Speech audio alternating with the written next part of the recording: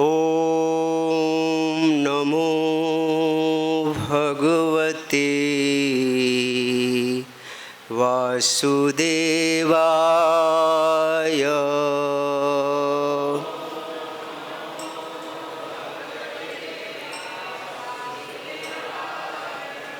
ओम नमो भगवते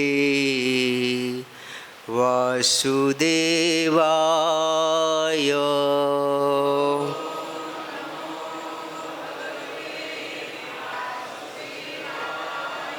ओम नमो भगवते वासुदेवाय।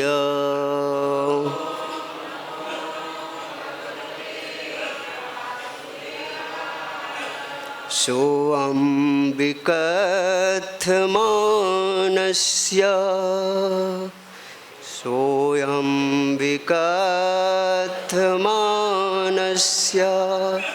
शिरः कायाधरामि ते।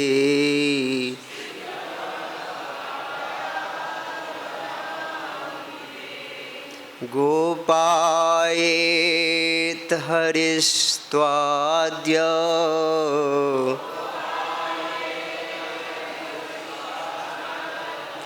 यस्ते शरणं वीप्सितम्।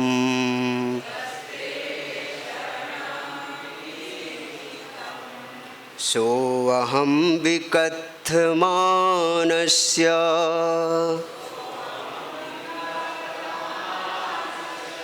शिरकायाधरामि ते।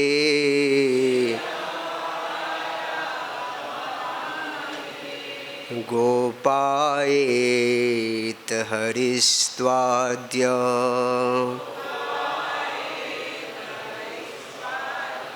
यस्ते शरणं वीप्सितम्।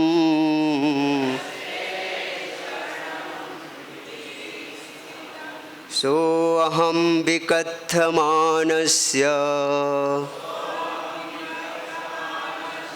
शिरकायाधरामि ते। गोपायेत हरिस्त्वाद्य यस्ते शरणं वीप्सितम्। द्वारा शब्दार्थ, अनुवाद और तात्पर्य। जगतगुरु श्रील प्रभुपाद की जय। सह वह अहम मैं विकथमानस्य ऐसे अनर्गल प्रलाप करने वालों का सिर कायात शरीर से हरामी छिन्न कर दूंगा। ते तुम्हारा गोपायेत वह तुम्हारी रक्षा करे। हरि पूर्ण पुरुषोत्तम भगवान हरि त्वा तुमको अद्य अब यह जो ते तुम्हारा शरणम रक्षक इप्सितम वांछित। चूँकि तुम इतना अधिक अनर्गल प्रलाप कर रहे हो, अतएव अब मैं तुम्हारे शरीर से तुम्हारा सिर छिन्न कर दूंगा। अब मैं देखूंगा कि तुम्हारा परम आराध्य ईश्वर तुम्हारी रक्षा किस तरह करता है। मैं उसे देखना चाहता हूँ। जगतगुरु श्रील प्रभुपाद जी के द्वारा तात्पर्य बहुत इम्पोर्टेंट है, ध्यान से श्रवण करिए। असुरजन सदैव सोचते हैं कि भक्तों का ईश्वर काल्पनिक है। वे यह सोचते हैं कि ईश्वर है ही नहीं और ईश्वर के प्रति भक्ति संबंधी तथा कथित धार्मिक भावना मात्र निंद की बूटी है। यह एक तरह का व्यामोह है, जैसा कि LSD तथा अफीम से उत्पन्न होता है। जब प्रहलाद महाराज हिरण्यकशिपु को कह रहे थे कि भगवान सर्वत्र उपस्थित हैं, तो हिरण्यकशिपु को उस पर विश्वास नहीं हो रहा था।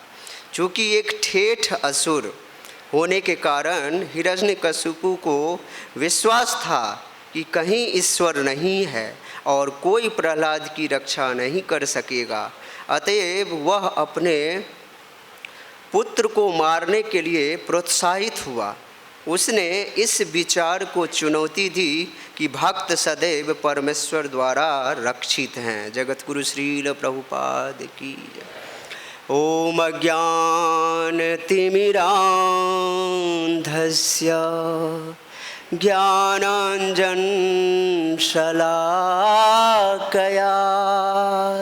चक्षुरुन्मिलितं येन तस्मै श्रीगुरुवे नमः। मूकं करोति वाचालं पंगुं लंघयते गिरिं यत्कृपातमहं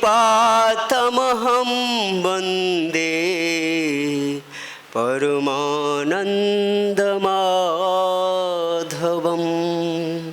नमः ॐ विष्णुपादाय कृष्णपृष्ठाय भूतले श्रीमते भक्तिवेदान्त स्वामिन् इति नामिने।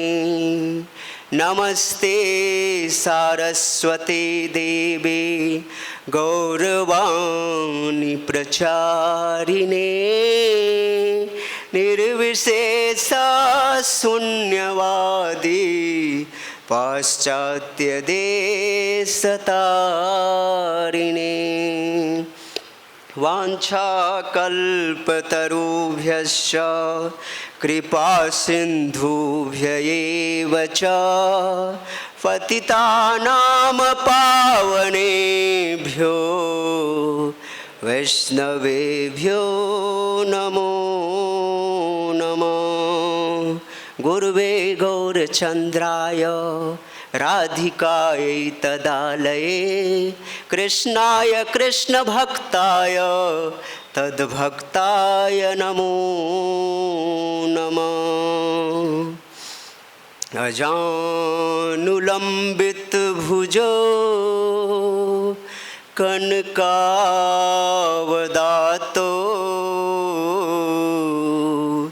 संकीर्तने कपितरो कमलायताक्षो विश्वम्भरो द्विजवरो युगधर्मपालो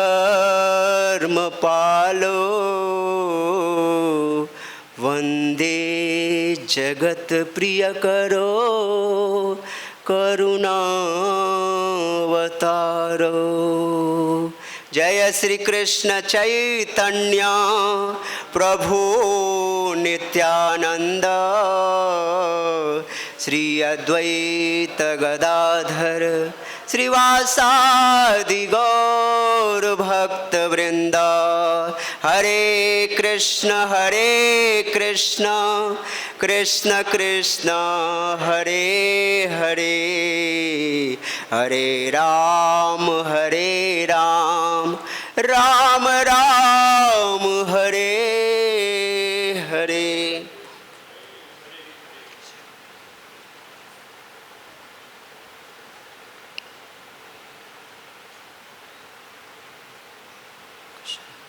जगत गुरु श्रील प्रभुपाद की जय। सर्वप्रथम यहाँ पे उपस्थित जितने भी वैष्णव और वैष्णवीगण हैं और श्री श्री राधा श्याम सुंदर गौर निताय और कृष्ण बलराम और ऑनलाइन के माध्यम से जो भी FM के माध्यम से इस कथा को अभी श्रवण करने जा रहे हैं, उनके चरणारविंद में मैं साष्टांग दंडवत प्रणाम करता हूँ।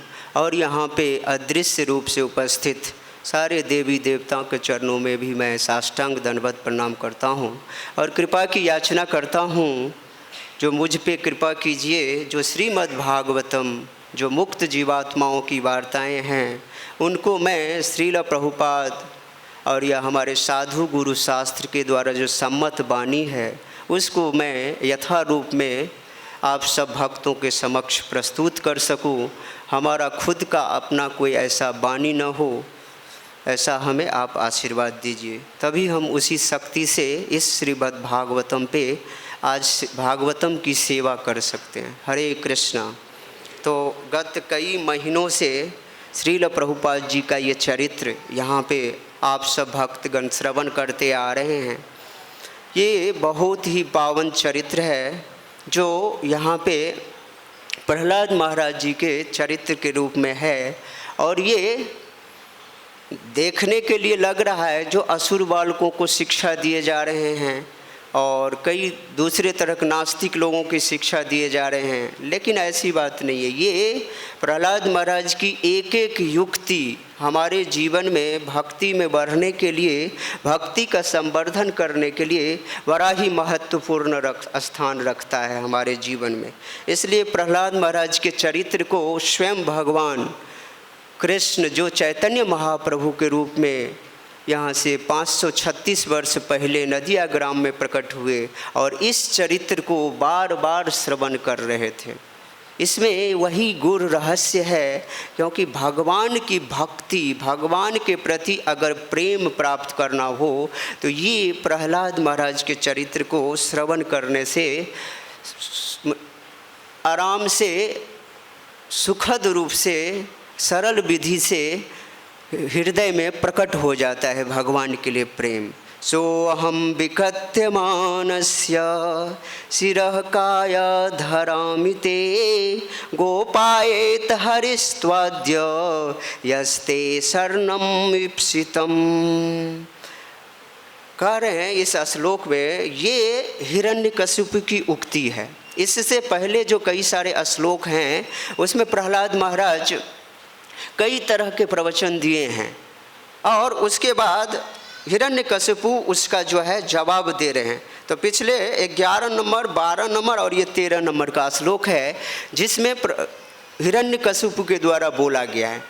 पहले प्रहलाद महाराज अपने गुरु जो षंड अमर के किसी भी बातों को नहीं मानते थे और उससे जो है सबसे बड़ा खिन्नता का कारण था हिरण्यकशिपु के लिए, जो हमारा बेटा है प्रहलाद और वो हम ये जो शिक्षा दे रहे हैं षंड अमर्क जी, उसको ये ग्रहण नहीं कर रहा है। दूसरा, ग्रहण तो कर नहीं रहा है और अपने साथ साथ जितने उसके सहपाठी हैं उसको भी उन्होंने विष्णु भक्ति में बिगाड़ दिया। ये देख करके हिरण्यकशिपु एकदम बौखला गया। देखिए, किसी व्यक्ति के अनुयायी उसके नीचे जो भी हैं, अगर उनके पीछे से निकलता दिख रहा होता है ना व्यक्ति का, या किसी का पद प्रतिष्ठा जाने लगने वाला होता है, उस व्यक्ति को बड़ा चिंता लगता है। तो ये देखा जो मेरा बेटा, मैं असुर श्रेष्ठ हूँ, मेरा ही बेटा एक भगवान का विष्णु भक्त बन गया, तो हिरण्यकशिपु के माइंड में ये चल रहा है ये सारे के सारे असुर फिर हमारे अनुयायी हैं, ये सारे के सारे हमारे पार्टी छोड़ करके फिर उधर चले जाएंगे। तो इसमें सबसे बड़े उनको लग रहा था जिनको किसी भी तरीके से मैं इसको दंड दूँ। लेकिन पहले हिरण्यकशिपु तो बहुत ज़्यादा प्रयास किया दूसरों से जो उनको मरवाने की, लेकिन अंततः जब प्रहलाद महाराज किसी भी कारणवश नहीं मरे, उनको भगवान हमेशा रक्षा कर रहे थे। लेकिन अंत में जो हिरण्यकशिपु उनसे वार्तालाप हो रही है, उस समय में इनको बता रहे हैं तुम इतना अनर्गल प्रलाप कर रहे हो, कई सारे बात इनको बोलने अनर्गल प्रलाप कर रहे हो, अब मैं तुम्हारा सिर अपने हाथों से, अपने तलवार से काटूंगा और मैं देखना चाहता हूँ कि तुम्हारा भगवान तुम्हारी कैसे रक्षा कर पाता है। ये असुर का सबसे बड़ा नेचर होता है। असुर का नेचर अगर समझें उसको साधारण भाषा में, तो असुर भगवान का विरोधी होता है, वो भगवान की सत्ता को कभी भी नहीं मानते। लेकिन भगवान के जो भक्त होते हैं ना, वो भगवान को सर्वत्र देखते हैं। प्रहलाद महाराज यहाँ पे बार बार हिरण्यकशिपु को बता रहे हैं, जो भगवान यहाँ पे सर्वत्र उपस्थित हैं, और लेकिन हिरण्यकशिपु उसको देख नहीं पा रहे। जब आगे प्रसंग आएगा, जब बोलता है हिरण्यकशिपु, जो इस खंभे में भी है क्या प्रहलाद भगवान, तक उस फिर प्रहलाद महाराज जी उनको देख करके प्रणाम करते हैं।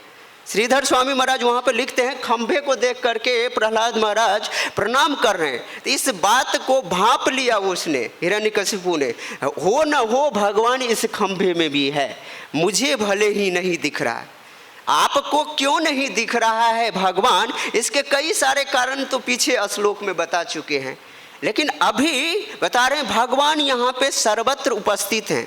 और भगवान भगवत गीता में ये बात स्पष्ट कर चुके हैं, 6ठे अध्याय के 30वां श्लोक, यो मां पश्यति सर्वत्र सर्वं च मयि पश्यति तस्याहं न प्रणश्यामि स च मे न प्रणश्यति। यो मां पश्यति सर्वत्र, कह रहे यहाँ पे भगवान जो मुझको सर्वत्र देखता है, पश्यति सर्वत्र देखता है, सर्वम च मयि पश्यति, और सभी में मुझको देखते हैं। तो तस्याहम न प्रणश्यामि, उसके लिए मैं अदृश्य कभी नहीं होता हूँ। उस भक्त के लिए जिसमें ये दो क्वालिटीज है, जो हर जगह भगवान को देखता है और सब में भगवान को देखता है, तो उसके लिए मैं अदृश्य नहीं हूँ, उसके लिए मैं हमेशा सामने प्रकट होता हूँ। और प्रहलाद महाराज इसी उच्चतम कोटि के वैष्णव भक्त थे, जो सभी जीवों में आत्मा रूप में भगवान को ही देख रहे थे। और इसका परिणाम ये हुआ, जो भगवान उन्हें हमेशा प्रत्यक्ष दिखाई देते थे। सोच में न प्रणश्यति, यह जो है आत्म साक्षात्कार, आत्म साक्षात्कार की जो स्थिति होती है सेल्फ रियलाइजेशन सोल के लिए, ये सबसे उच्चतम स्थिति माना जाता है, जो इस श्लोक में भगवान बता रहे हैं। क्योंकि सब जगह पे भगवान को देखना ये साधारण बात नहीं है। श्रील गुरुदेव बताते हैं, हिज होलीनेस राधा गोविंद दास गोस्वामी महाराज, अगर आपको वृंदावन में रहना है तो यही स्वरूपगत होना पड़ेगा। इस जगत में जितने वृंदावन में सांप कीड़े मकोड़े, इवन बंदर कुत्ते सूअर भी दिखाई दे रहा है, उनको भी अगर आपने दंडवत प्रणाम करते हुए नहीं झिझके और अपने आप को विनम्र रख करके रखेंगे, तो हम फिर इस धाम के वासी बन सकते हैं, धाम में रह सकते हैं। तो प्रहलाद महाराज ऐसी बुद्धि डेवलप कर रही, ऐसी दृष्टि उनके पास डेवलप्ड था, तभी वो भगवान को देख रहे थे। और ये मनुष्य, अगर मनुष्य इस स्थिति में जब पहुंच जाता है, तो उसके लिए भगवान फिर कहीं दूसरे जगह नहीं होता, भगवान हमेशा एक साथ में होते हैं। तो श्रील प्रभुपाद जी इस श्लोक के तात्पर्य में स्पष्ट करते हैं, जो कृष्ण की भक्त की जो स्थिति होती है ना, वो एक रूप से भगवान के साथ एक हो जाता है। एकत्वम, यहाँ पर एक रूप में भगवान के साथ जो है ना एक रूप हो जाता है, एक रूप हो जाता है। उसके लिए कृष्ण ही सब कुछ है, कृष्ण ही सर्वे सर्वा है। और भक्त के बीच एक अंतरंगा शक्ति, भगवान और भक्त के बीच एक अंतरंगा शक्ति उत्पन्न हो जाता है, अंतरंगा संबंध स्थापित हो जाता है। ये तब होता है जब ये स्थिति उस भक्त में आ जाता है। और उस स्थिति में क्या होता है, सचा में न प्रणश्यति, तो भगवान कभी भी उस भक्त के हृदय से या बाहर से कभी भी अदृश्य रूप में नहीं होते। भगवान हमेशा उनके सामने में दिखते रहते हैं। तो ब्रह्म संहिता में ब्रह्मा जी कोई पीछे नहीं है, ब्रह्म संहिता में इसी बात को प्रतिस्थापित करने के लिए उन्होंने एक श्लोक लिख दिया 5.38, प्रेमांजन छुरित भक्ति विलोचनेन संत सदैव हृदयेषु विलोकयन्ति यम श्याम सुंदरम अचिंत गुण स्वरूपम गोविंदमादि पुरुषम तम अहम भजामि। प्रेमांजन, जिसके आँखों में दृष्टि में प्रेम का अंजन लगा हुआ है, वही भक्त भगवान को देख सकता है। यानी भगवान की जो प्रेमा भक्ति के लेवल पे होते हैं, भगवान को जो इस रूप में देखते हैं, प्रेम भगवान के साथ एक संबंध स्थापित जब कर लेते हैं भगवान, ये हमारे जो भी संबंध हम स्थापित करते हैं, 12 तरह के संबंध है, 5 मुख्य और 7 गौण। तो जो भी संबंध स्थापित करते हैं भक्त, उस संबंध में उस भक्त को भगवान दर्शन देते रहते हैं। कोई अगर बाल रूप का चिंतन कर रहा है तो बाल रूप में, कोई अगर अपना माता पिता समझ रहा है, बच्चे कृष्ण को बेटा समझ रहा है तो उनको उसी तरह के, कोई माधुर्य भाव में, प्रेम में, गोपियाँ जैसे माधुर्य भाव में, तो उनको उसी तरह से श्याम सुंदर दिखाई देते हैं। तो विलोकयन्ति संतः सदैव हृदयेषु विलोकयन्ति, भगवान के जो शुद्धतम वैष्णव भक्त होते हैं भगवान को कहीं इधर उधर नहीं, हमेशा हृदय में विलोकयन्ति, विशेष रूपेण लोकयन्ति, माने उनका दर्शन करते रहते हैं। ऐसा नहीं है जो उनको बुलाना पड़ता है भगवान हमेशा ऐसे संत के लिए हमेशा उपलब्ध रहते हैं।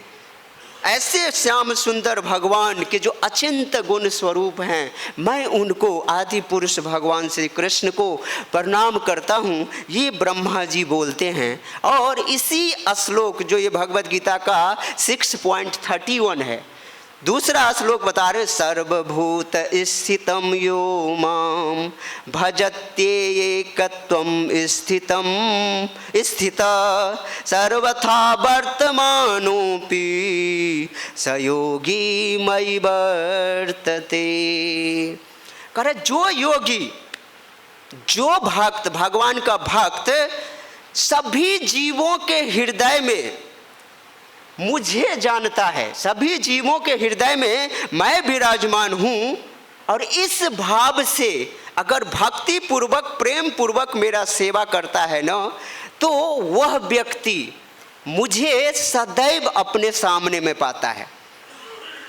ये भक्त की बड़ा उच्चतम स्थिति है, जिस वक्त ये डेवलप कर सकता है, जो भगवान को सभी जीवों के हृदय में स्थित होना। ये उच्चतम अधिकारी जो होते हैं उनके हृदय में डेवलप होता है। और जो भगवान के या भगवान के शुद्धतम वैष्णव भक्तों के आज्ञाकारी होते हैं, भक्तों का संग करते हैं और शास्त्र को अनवरत एज इट इज पालन करते हैं, ऐसे भक्त जो है इस चीज को डेवलप कर लेता है। और श्री कृष्ण की ऐसी जो दिव्य प्रेमा भक्ति में जो निरंतर योगी लगा हुआ है, एक होता है भक्त और एक होता है योगी। तो योगी जो है, योगी अगर अपने हृदय में परमात्मा स्वरूप भगवान का, श्याम सुंदर का चिंतन कर रहे हैं और एक भक्त भगवान राधा श्याम सुंदर को देख रहे हैं, तो ये पूर्ण योगी, उस दोनों में किसी भी तरह का कोई अंतर नहीं है। श्रील प्रभुपाद जी यहाँ के तात्पर्य में लिखते हैं, वो सदैव कृष्ण में स्थित रहते हैं और कृष्ण जो है उनमें स्थित रहते हैं। भले ही वो भक्त किसी भी भौतिक अवस्था में हो। प्रहलाद महाराज कहाँ पे हैं?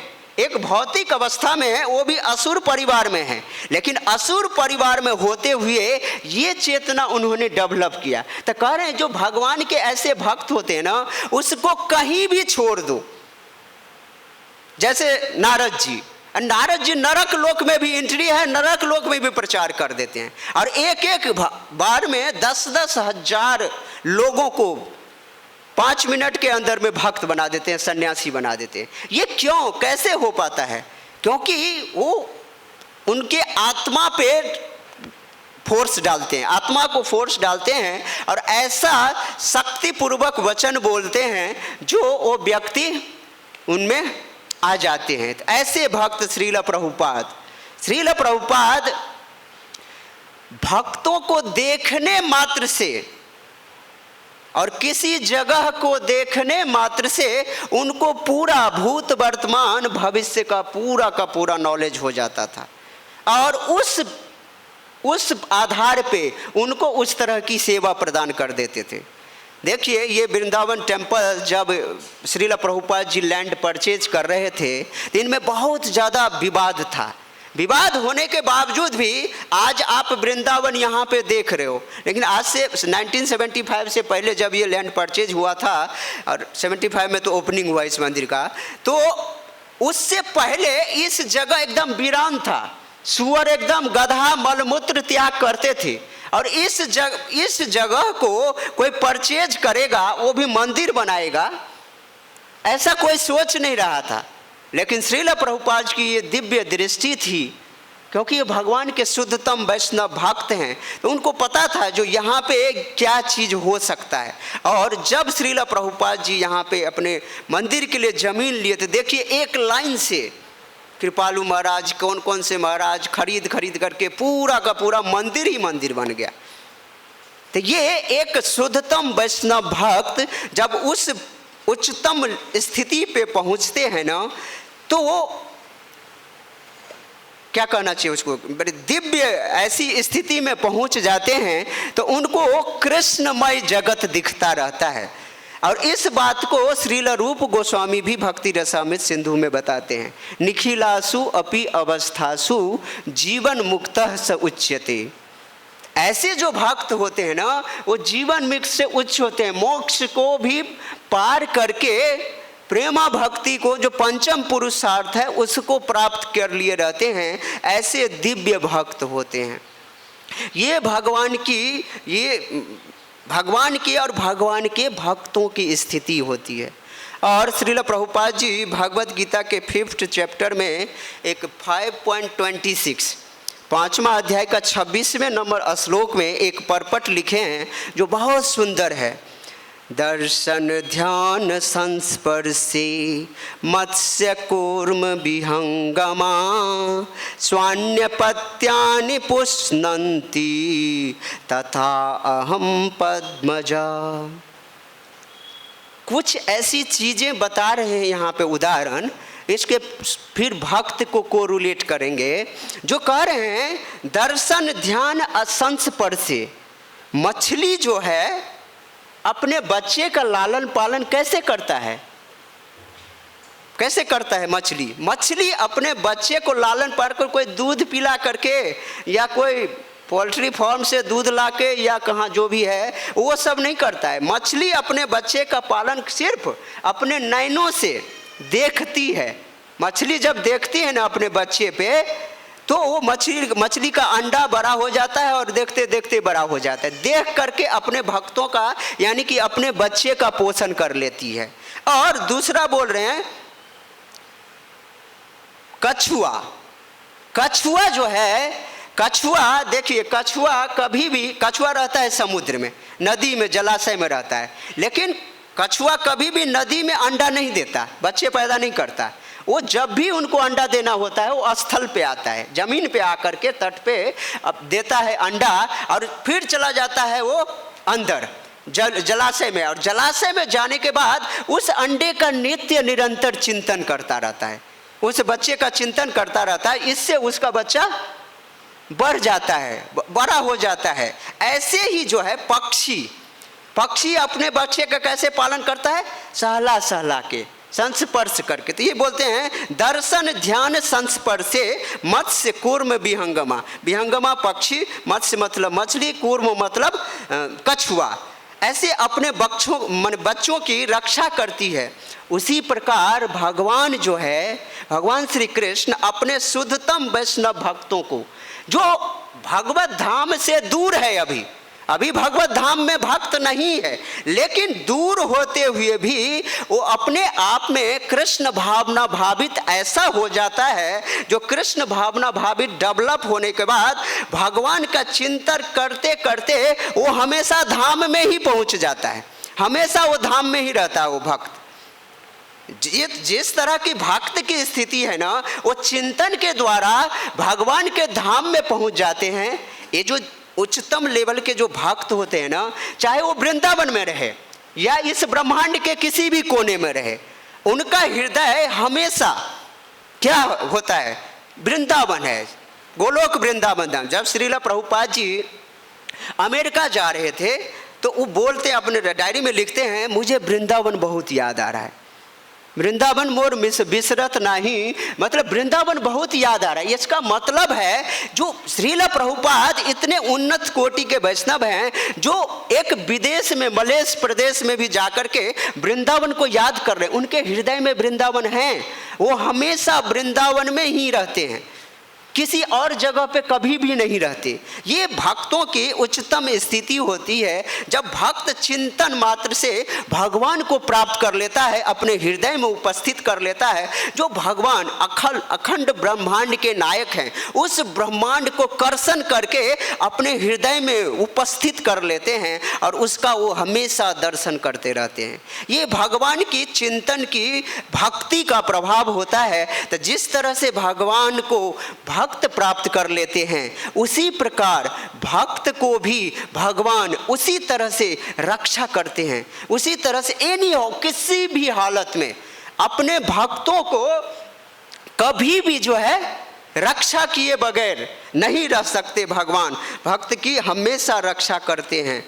ये भक्त की एक बहुत बड़ी भगवान की एक क्वालिटीज है। और ये असुर इस श्लोक के अंदर में यही दिखा रहे हैं, जो भक्त की रक्षा नौमे भक्त प्रणश्यति कौंती है प्रति जानी ही। 9.31 भगवत गीता में भगवान बोलते हैं, हे अर्जुन आप घोषणा कर दो, हमारे भक्तों का कभी भी विनाश नहीं होता। इस बात को गलत साबित करने के लिए ये नास्तिक प्रवृत्ति के जो लोग होते हैं ना, हिरण्यकशिपु, कंस जैसे व्यक्ति, इसी को चैलेंज दे रहे हैं ना, बोल रहे हैं ना यहाँ पे। उसने इस विचार को चुनौती दी कि भक्त सदैव परमेश्वर द्वारा रक्षित हैं। इस बात को नवमे भक्त प्रणश्यति कौन्तेय प्रति जानी, ये बात को चुनौती देने के लिए ही प्रहलाद महाराज को मारने के लिए उद्यत हुए। जो तुमको कौन बचाता है मैं देखता हूँ, जिसको विष्णु जिसको तुम याद करते हो, आज मैं देखना चाहता हूँ तुमको कौन बचाता है। भगवान की स्थिति को चैलेंज देते हैं। तो ये असुर का स्वरूप होता है। असुर का स्वरूप आप सब भक्तगण भगवत गीता के 16वें अध्याय में बहुत ही आराम से आप लोग जानते हैं। बहुत सारे वर्णन है, कई सारे श्लोक में, करीब 6-7 श्लोक तो होगा। 6-7 श्लोक में पूरा भगवान असुर की क्वालिटीज बता रहे हैं, जो क्या क्या क्वालिटीज होता है असुर के अंदर में। तो मैं उसमें से एक श्लोक बताता हूँ। अहंकारम बलम दर्पम कामम क्रोधम च संश्रिता माम आत्म परदेहेषु प्रद्विषन्ता अभ्यसूयका। 16.18 नंबर यह श्लोक है भगवत गीता का। कह रहे हैं ये जो मिथ्या अहंकार, ये जो असुर होते हैं ना, मिथ्या अहंकार से भरे होते हैं, बल से घमंड बने होते हैं, दर्प घमंड रहता है, काम तथा क्रोध से एकदम मोहित होते हैं। और आसुरी व्यक्ति जो होता है ना, उसकी सबसे बड़ी जो क्वालिफिकेशन होता है ना, वो अपने शरीर में भगवान सभी के हृदय में परमात्मा रूप से विराजमान है, ये सबको पता है। लेकिन इस बात को वो असुर नकारता है। जो भगवान को, जो सबके हृदय में है, तो उसको ये इतने घमंडी हो जाते हैं, जो सभी के हृदय में भगवान उपस्थित हैं और मेरे हृदय में भी उपस्थित है और दूसरों के हृदय में भी शरीर में स्थित है। ऐसे भगवान से वो ईर्ष्या द्वेष करता है। और जो वास्तविक धर्म है ना, जो भगवान के द्वारा स्थापित धर्म है, उनका वो हमेशा का हमेशा निंदा करता रहता है। कोई भी बात ऐसा नहीं करेगा, कोई भी ऐसा करतूत नहीं होता एक असुर प्रवृत्ति के लोगों का जो वो भगवान के फेवर में हो। तो हमेशा धर्म की निंदा करता है। और दूसरा जो सबसे बड़ा क्वालिटी होता है वो शास्त्र का उल्लंघन करता है, क्योंकि शास्त्र जो है ना वो डायरेक्ट भगवान है। इस जगत में अगर भगवान को अगर देखना है ना तो दो रूपों में हम प्रत्यक्ष रूप से भगवान का साक्षात्कार कर सकते हैं। वो है हमारे श्रील गुरुदेव, जो यहाँ पे आचार्यगण हैं वो हमारे डायरेक्ट भगवान के स्वरूप हैं। उनके साथ हम आत्मसात करके ऐसा भाव रखेंगे तो हम डायरेक्ट भगवान के साथ रहेंगे। और दूसरा है भगवान के दिया हुआ ये दिव्य ग्रंथ। ये दिव्य ग्रंथ जो है ये हमारे चक्षु हैं, आँख है। कह रहे हैं कलयुगी जीवात्मा वही ठीक तरीके से इस कलयुग के नेचर को देख सकता है जिसके पास ये शास्त्रीय चक्षु है, दिव्य चक्षु है। ये चमड़े की आंख से न तो भगवान को देख सकते न इस भौतिक जगत को देख सकते हैं। देखने के लिए केवल और केवल शास्त्र चक्षु होना चाहिए। और शास्त्र पे जो विश्वास नहीं करता उसी का नाम है नास्तिक, उसी का नाम है असुर। तो असुर और सुर में यही डिफरेंट है। जो सुर जो है वो क्या करता है, भगवान की सत्ता को मानता है और भगवान के शास्त्रों में विश्वास करता है, लेकिन असुर इसके विरोध में होता है। और असुर प्रवृत्ति के जो लोग हैं ना वो देवता के तो उपासक बन जाते, ब्रह्मा जी की उपासना करेगा, शिव की उपासना करेगा, कई देवी देवता की उपासना करेंगे, लेकिन पक्का विरोधी होता है वो विष्णु का। विष्णु विरोधी जो व्यक्ति है ना उसको समझ लो ये असुर है। चाहे आपके घर में हो या मेरे घर में हो, या मेरा कभी मन ऐसा विचार आता है जो ये विष्णु भगवान नहीं है तो मैं खुद ही एक राक्षस हूँ। ये राक्षस प्रवृत्ति की बुद्धि है जिसके मन में ये भाव आता है जो शास्त्र झूठा है, किंवदंती है, भगवान है ही नहीं कहीं। यहाँ पे हिरण्यकशिपु पूरा का पूरा दिखा रहे हैं जो एक आसुरी प्रवृत्ति के व्यक्ति का क्या नेचर होता है। तो ईर्ष्या करता है और भगवान की शक्ति को जो है कभी नहीं मानता। देखिए भगवान सभी जीवों के हृदय में विराजमान है और भगवान ने एक जीव को स्वतंत्रता की इच्छा दी हुई है, स्वतंत्र रहने की इच्छा दी हुई है। लेकिन जो भगवान के भक्त होते हैं ना उस स्वतंत्रता का सदुपयोग करते हैं और भगवत भक्ति भगवान को प्राप्त करने के लिए वो हमेशा नित्य निरंतर लगे रहते हैं। लेकिन जो आसुरिक प्रवृत्ति के व्यक्ति है ना, यहाँ के जो तथाकथित दार्शनिक वैज्ञानिक जो भगवान की सत्ता को आत्मा को मानने के लिए राजी नहीं है, वो व्यक्ति भगवान के इस बात को चैलेंज करता है जो ये चीज़ नहीं है। एक दूसरा चीज़ यहाँ पे श्रील प्रभुपाद जी परपट में लिखे हैं, बहुत अच्छा चीज़ लगा, मैं तो इस बात को नहीं जानता था। भगवान जो सभी के हृदय में विराजमान है ना, तो मैं समझता था खास करके ये परमात्मा रूप में विराजमान है, लेकिन कह रहे हैं परमात्मा रूप में वो उनका एक दूसरा नाम काल स्वरूप है।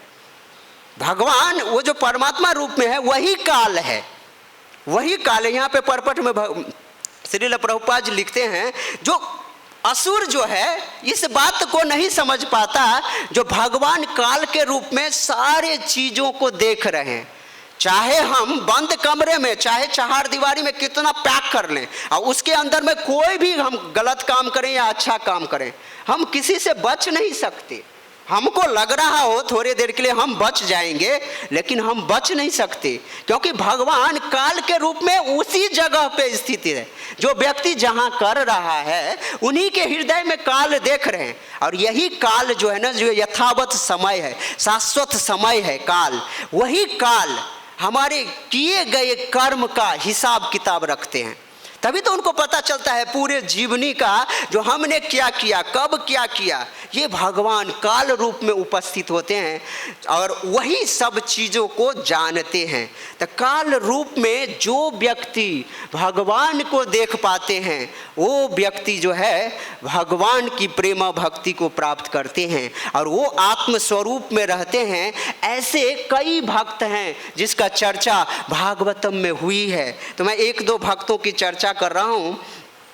उसमें कुंती महारानी की स्तुति में एक श्लोक बताती हैं कुंती महारानी 1.8.28 नंबर, मन्ये त्वाम कालमीशानाम अनादिनिधनं विभुं समं चरन्तं सर्वत्र भूतानां यन्मिथ कली। कुंती महारानी एक देखने के लिए एक स्त्री है ना। स्त्री को कई बोलते हैं उनके पास दिमाग कम होता है, वो इस चीज़ को समझने के लायक नहीं होते, जैसे ये सब चीज़ें। लेकिन देखिए यहाँ पे कुंती महारानी की स्थिति कितनी दिव्य है, हम अंदाज़ा नहीं लगा सकते। जो कुंती महारानी की स्थिति एक घर गृहस्थी में रहते हुए और भगवान के लिए इतना ज़्यादा रिलेशनशिप डेवलप कर लेना और उच्च स्थिति में पहुंच जाना, ये कोई साधारण व्यक्ति नहीं कर सकता। कुंती महारानी क्या स्थिति देख रहे, मन्ये त्वाम कालम ईशानाम। भगवान श्री कृष्ण जब हस्तिनापुर को छोड़ करके द्वारका के लिए जाने वाले थे, उसी समय में जो है कुंती महारानी उनको प्रार्थना करते हैं। तो कई श्लोकों में प्रार्थना है, उनको आप पढ़ सकते हैं। बहुत ये प्रार्थना भागवतम में सबसे इम्पोर्टेंट है और श्रील प्रभुपाद जी इसके नाम से एक बुक भी लिखे हैं, कुंती महारानी की प्रार्थनाएं, स्तुति। तो मन्ये त्वाम कालम ईश्वर, कह रहे भगवान को, कृष्ण को बोले मैं आपको काल के रूप में, शाश्वत काल परमेश्वर, आदि अंत रहित, अनादि निधनम विभुम मतलब होता है सर्वव्यापी, जो आपको मैं सर्वव्यापी समझ रहा हूं, और अनादि निधनम जिसका ना आदि है ना अंत है, और ऐसे परमेश्वर जो शाश्वत रूप से हमेशा विराजमान रहते हैं। और वो क्या कहते हैं, समम चरंतन सर्वत्र, माने ऐसे भगवान क्या करते हैं काम, सभी पे कृपालु रहते हैं, सभी पे एक दृष्टि डालते हैं। भगवान कभी भी दो दृष्टि नहीं डालते, लेकिन कई बार दिखने में लगेगा अभी थोड़ी देर के बाद जो भगवान जो है पक्षपात करते, समम चरंतम सर्वत्र भूतानाम यन्मिथः कली। लेकिन फिर भी समाज में ये मतभेद का क्या कारण होता है, तो ये सामाजिक में पारस्परिक जो कलह है ना, जो मतभेद का एक मेन कारण होता है यन्मिथः कली इस पारस्परिक, क्योंकि भगवान तो सब पे कृपालु हैं, वो सबको बराबर देखते हैं और ऐसे ही देखने की शिक्षा देते हैं। लेकिन यहाँ पे जो विराजमान जो कलयुगी जीवात्मा है, उनके हृदय में वो विराजमान होकर के पारस्परिक कलह करते हैं।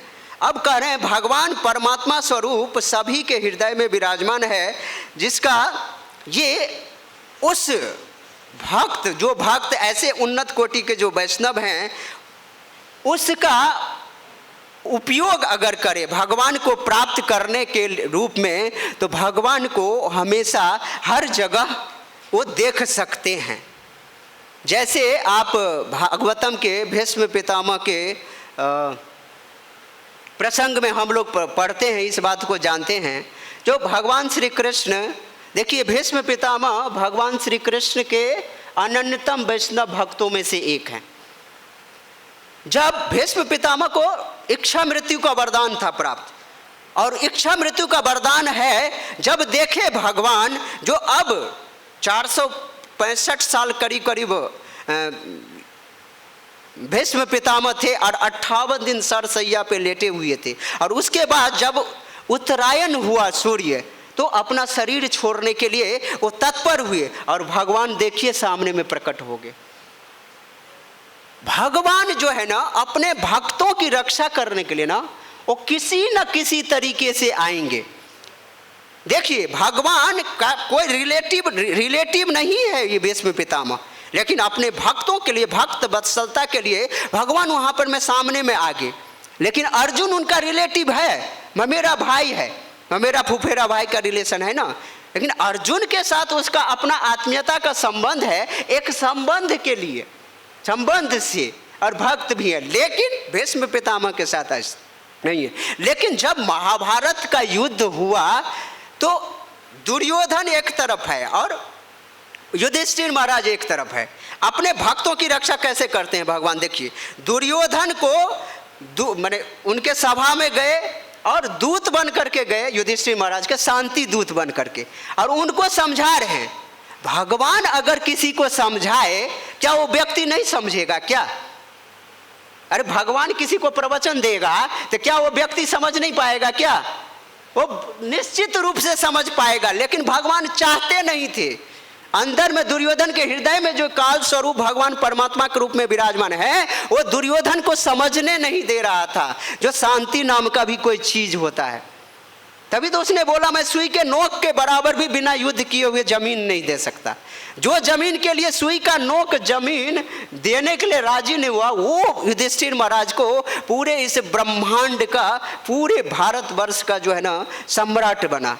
जिस समय में वो राज बने थे तो वो अफगानिस्तान, बलूचिस्तान सब भारतवर्ष के एरिया में था। अभी ऐसा नहीं है जो बर्मा वगैरह, बर्मा तक उधर कने सारे बड़े बड़े थे ये हिंदुस्तान। तो ऐसे जगत का जो युधिष्ठिर महाराज, तो देखिए दुर्योधन के हृदय में उपस्थित होकर के उनको समझने नहीं दे रहे हैं।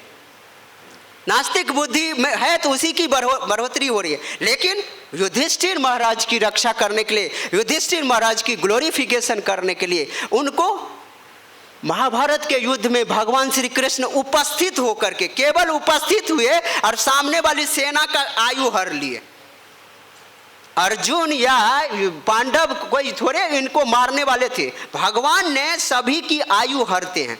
भगवान जो है ना, हम सबकी जिनकी वो आयु हरना होता है, भगवान देखने मात्र से आयु हरे। तो वो महाभारत के युद्ध में भी ऐसा ही घटना है, सबकी जो है आयु को हर लिए और आसानी से है युधिष्ठिर महाराज इस युद्ध को जीत लिए और युधिष्ठिर महाराज की ग्लोरिफिकेशन हुई और पूरा एक छत्र राज्य किए। तो देखिए ये दो तरह का पल रहा है ना, जो एक तरफ हिरण्यकशिपु, एक तरफ प्रहलाद। हिरण्यकशिपु को समझा रहे हैं भाई भगवान सर्वत्र है, भगवान की सत्ता का मान लो, क्योंकि वही एक ही क्या बोलते हैं ट्रांसफॉर्मर है जहां से पावर का सप्लाई होता है, जो आप में भी है मुझ में भी है। पावर का सप्लाई कोई दो जगह से नहीं है। तो क्या बोलता है वो हिरण्यकशिपु, भाई पावर का सप्लाई तुम्हें देगा विष्णु, विष्णु मुझे देगा क्या? विष्णु तो मेरा कट्टर दुश्मन है, विष्णु तुम्हारा दोस्त हो सकता है, तुम्हें देगा, लेकिन ये पावर का सप्लाई तो एक ही जगह से होता है ना। इसी तरह देखिए काल नेमी और मुचुकुंद की कथा आप लोग श्रवण की है, मैं उस डीपली नहीं बताऊंगा, एक लाइन में बताना चाहता हूं। भगवान श्री कृष्ण काल यवन को मार रहा था तो दौड़ा दौड़ा के इतना दौड़ाया, दौड़ाते दौड़ाते उनको उस मुचुकुंद के गुफा में ले गया और मुचुकुंद के गुफा में ले जाकर के और उसी मुचुकुंद को काल के स्वरूप में उपस्थित होकर के जैसे ही उन्होंने काल यवन ने लात मारा और जैसे उनका दृष्टि गोचर हुआ और काल यवन की पूरा का पूरा शरीर भस्मीभूत हो गया। लेकिन भगवान स्वयं वासुदेव वहाँ पे उपस्थित होकर के देखिए मुचुकुंद को भक्ति की रक्षा और उनकी जो पूर्व की भक्ति थी और उसी मुचुकुंद को भगवत धाम लेके जा रहे हैं। तो भगवान अपने भक्त की रक्षा किस तरीके से कर लेंगे ना, ये भगवान ही जानते हैं। ये भगवान की अचिंत शक्ति है, हम इसको नहीं समझ सकते हैं। प्रहलाद महाराज की रक्षा भगवान हमेशा करते आए हैं और करते रहेंगे और प्रहलाद महाराज के साथ तो हमेशा भगवान रहते हैं। आप समुद्र मंथन की कथा में देखिए ना, कितनी सुंदर बात यहाँ पे है। जो भगवान मोहिनी, एक धनवंतरी के रूप में भगवान आए अमृत लेकर के और उसको जैसे ही लेकर के प्रकट हुए असुर लोग उस अमृत को छीन के भाग गया। अहम पूर्वम अहम पूर्वम अहम पूर्वम। अब कोई पी नहीं रहा है, असुर में यही होता है, मैं पीऊंगा पहले, मैं पीऊंगा, लेकिन एक दूसरे को छीन रहा है, किसी को नहीं दे रहा है। लेकिन देवता की प्रवृत्ति ऐसी नहीं होती है। तुरंत भगवान जो है विष्णु स्वरूप मोहिनी रूप लिए और उन्होंने बीच में समझौता करने का ऐसा दिए और देवताओं को जो है अमृत पिला दिए और उनके दृश्य उनको सब दूसरा चीज पिला दिए, दूसरा पेय पदार्थ पिला दिए ये असुर को। ये देखिए मोहिनी स्वरूप भगवान श्री कृष्ण, ये भगवान की अचिंत शक्ति है, भक्त वत्सलता है, जिसके कारण ये भगवान ऐसा कर पा रहे हैं। तो ऐसे भागवतम में बहुत दृष्टांत है। तो भगवान यहाँ पे श्री कृष्ण जो है प्रहलाद महाराज की रक्षा कर रहे हैं, हमेशा करते रहेंगे। तो हम सबको ये प्रसंग को पढ़ के एक बहुत बड़ा बल मिलता है, बहुत बड़ा क्या बोलते हैं, शक्ति का संचार होता है। अगर कोई भगवान की बढ़िया से भक्ति करेगा, शुद्धतम भक्ति करेगा, नित्य निरंतर भगवान का जाप करेगा, और शास्त्र में क्या बोलते हैं, अकाट जो है अटूट श्रद्धा रखेगा, ऐसे व्यक्ति के सामने में भगवान हमेशा उपस्थित रहेंगे और हम सब एक दिन जरूर भगवत धाम के अधिकारी हो जाएंगे। हमें कोई नहीं रोक सकता। श्रील प्रभुपाद की जय।